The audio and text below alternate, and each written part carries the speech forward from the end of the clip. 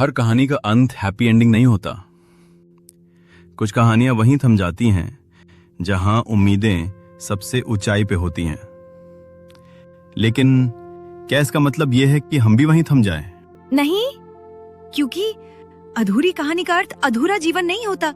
कुछ पत्र कभी पोस्ट नहीं होते, कुछ गाने कभी पूरे नहीं होते और कुछ रिश्ते कभी मुकम्मल नहीं होते।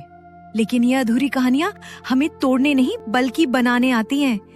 ये आवाज है उन कहानियों की जिनमें एक मजबूत मैं जन्म लेता है।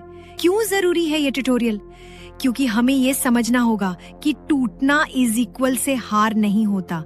ये मंच है जहां हम अपनी अधूरी कहानियां साझा करते हैं, जहां स्वीकृति, आत्म पुनर्निर्माण और आत्मसम्मान की यात्रा शुरू होती है।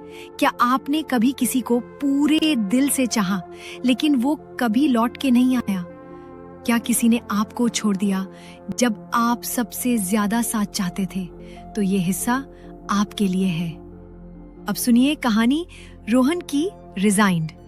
मैं उसका इंतजार करता रहा पर उसने आना छोड़ दिया। पर आज वही रोहन एक लेखक है। उस अधूरे प्रेम ने उसे अभिव्यक्ति दी। सीख, प्रेम का अंत कभी कभी एक नए जीवन की शुरुआत होती है। ये है कहानी प्रज्ञा की। मैंने सब कुछ किया, फिर भी वो चला गया। लेकिन जब कोई आपके आंसू नहीं समझता तो उसकी मुस्कुराहटों के लिए जीना बंद कर देना चाहिए। आज प्रज्ञा खुद से प्रेम करती है। सीख, जो आपकी गहराई न समझे वो आपके जीवन में जगह पाने का हकदार नहीं। अब सुनिए कहानी साहिल की। हम प्रेम करते थे पर समय साथ नहीं था। उन्होंने सम्मान से विदा ली। कभी कभी अलग होना भी प्रेम होता है। सीख, अधूरापन हार नहीं, एक परिस्थिति भी हो सकता है। हर अधूरी कहानी के बाद एक नया मैं जन्म लेता है।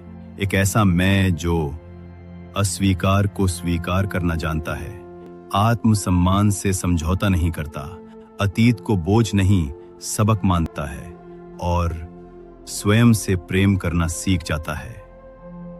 ये अधूरी कहानियां हमें भावनात्मक गहराई देती हैं, हमें लेखक, कलाकार, संवेदनशील इंसान बनाती हैं। पर अगर ये दर्द दब जाए तो बन सकता है अवसाद, आत्महीनता और रिश्तों से डर। इसलिए अधूरी कहानी को दबाइए नहीं, जिए और उभरिए। मेरी अधूरी कहानी, मेरी शक्ति। अपनी कहानी लिखिए और सोचिए आपने उससे क्या सीखा। भावनात्मक चार्ट, किस भावना से गुजरे? गुस्सा, आंसू, चुप्पी, स्वीकृति, पुनर्निर्माण। वो एक वाक्य जो आपने खुद से कहा, मैं टूटा नहीं, मैं आकार ले रहा हूं।